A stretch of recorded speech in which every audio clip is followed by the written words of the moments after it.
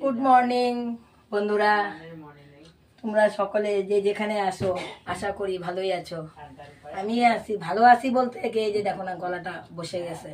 কালকে তো বন্ধুরা কুচবিহারে গেছিলাম, আস্তে আস্তে আর ভিডিও আর করি নাই। আস্তে আস্তে রাত্রে 9টা বেজে গেছে, ওই জন্য আর ভিডিও করি নাই।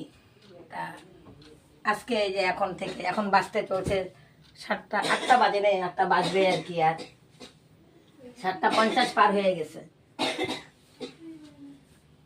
আর ওয়েদার তো খুবই খারাপ বন্ধুরা, বৃষ্টি হচ্ছে, ওয়েদার খুবই খারাপ।